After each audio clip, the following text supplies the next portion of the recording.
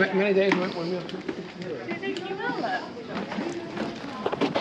is up? What is up, guys? We are in the Jewish ghetto of Venice, the Republic of Venice. I mean, now it's Italy, but this is the Republic of Venice. Now, it's really calm here, which is kind of cool, but obviously it has a very sad history. If you look right here, this is Ghetto Nuovo, Ghetto Vecchio. Now this is they call this the new ghetto, right? And then this is the old ghetto, but this was around before this, so it's a little bit confusing. It should be reversed. But the word ghetto comes from a term that is related to iron casts. So essentially this was kind of like a dumping ground for military equipment and military iron. So this was like not the best place, and that's why obviously that word makes sense, because it's essentially, if you overlap it with the modern day definition of ghetto, it makes sense, because it is just a place that is not that great, that nobody really wants to live. Now, the people that lived here were ghetto, but were Jewish people. Sorry, I'm like turning off my notifications because they're so loud in my ear. The people that lived here were Jewish, but they weren't allowed to own property in Venice. So they actually rented this place out from Christians that owned the property. They were the Christians that owned the property. This is the wall. The Christians that own the property, and I don't want to, I mean, calling them Christian is like loose, considering the fact, I don't think you can be Christian and anti-Semitic, but they charged a 33% increase, and then it was tax-free for the people that owned this property and were renting it out for people. Now, one of the things about the Jewish community that lived here, they were only allowed to participate in a specific number of different industries, pawn shops. They were involved in money lending. Money lending is something that historically is forbidden in Christianity, but obviously things have loosened up. But, you know, pawn shop, money lending, bond brokerage, they were allowed to sell secondhand clothing, stuff like that. A lot of industries that were either historically looked down upon, but, you know, obviously you gotta do what you gotta do. You gotta, you know, provide for your family. So they're allowed to participate in those specific industries. Now, this is something that was very complicated for quote unquote very Christian, very Catholic community and leadership, because obviously these things were looked down upon, but, you know, the Jewish community really flourished here. They were able to be very successful. They were able to provide, you know, payday loans, for example. They were in that industry. They were able to provide that for the people that were like maybe lower class or poor and needed a little bit of extra money to, just to mobilize forward or get through the tough times. So they actually realized that they could use the Jewish people. Now, that didn't really help their treatment. Like another industry that they were allowed to participate in was, for example, medicine, right? You know, and what's interesting about this is you start to make the connections of certain industries that you see historically a lot of Ashkenazis or even Jewish people in general that participate in today, which is really interesting. I mean, banking, medicine, you know, these things that, you know, of course, the Jewish community has contributed so much into these industries. And, you know, back then, money lending, banking was not like a glamorous Ivy League, type of industry that is like very desirable.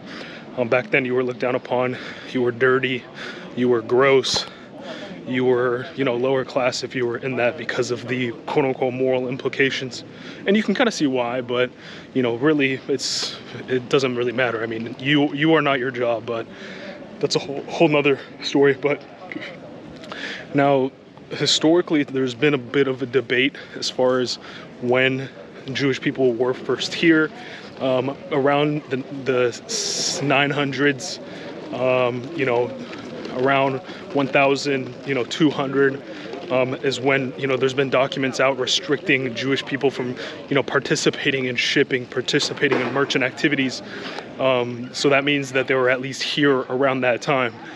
Now, this ghetto, I believe, was established around the 1500s. So just because, you know, when the ghetto was yeah, this one was 15 something. I don't know the exact date. I forgot it off the top of my head. But there's been Jews here for a very long time. Very long time. Now, unfortunately, again, the restrictions of, you know, doctors only being able to come out at night to make house calls, and then once they heard a bell, they would have to go back into the ghetto.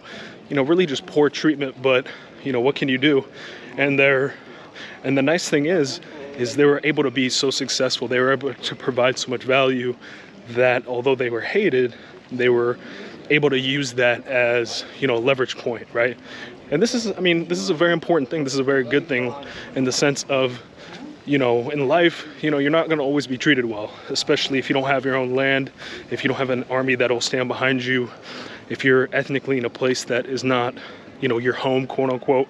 In America, we don't really understand this concept. It's not like ethnicity is not as big of a deal, considering everybody is a foreigner technically in America. But, you know, it's good. It's a very inspiring story of people that were, you know, always kicked out or looked down upon in different areas. You know, I think mainly due to their success, you know, being able to be given so little, be so successful, participating in industries that now we see are normal, but back then maybe there was some like arbitrary religious reason as to why you couldn't participate in that particular industry. Now, eventually the walls did come down. There's still a small community here that still lives here. There were, I think, 5 total synagogues that were built here that were also schools. Now, that's another thing that people don't like to talk about, is like this concept of education, this concept of school, you know, studying, meditation on texts, literacy.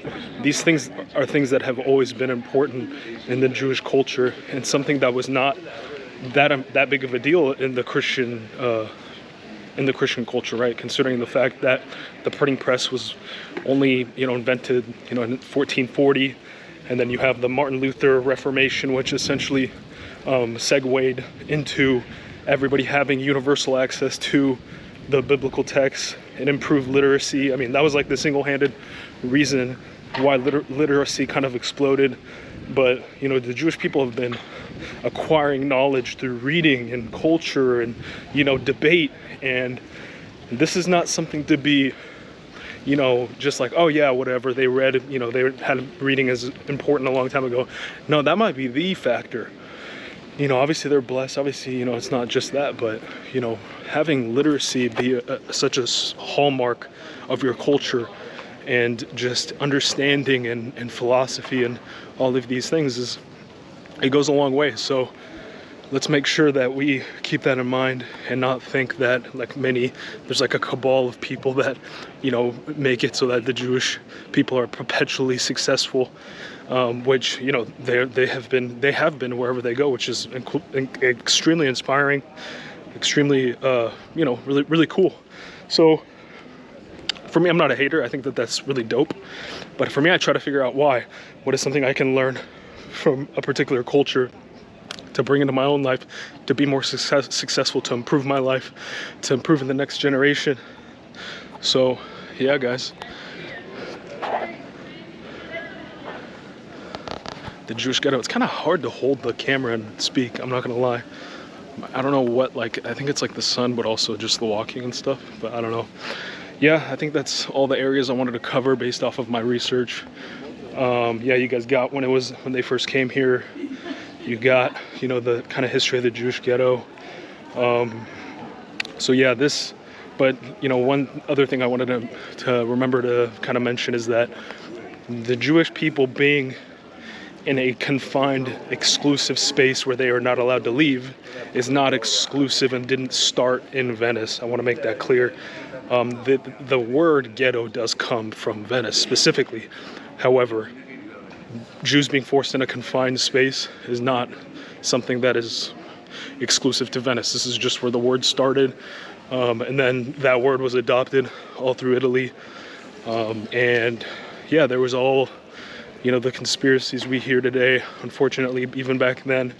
And it led to, you know, war. We lost this war, you know, we don't have any financial prosperity.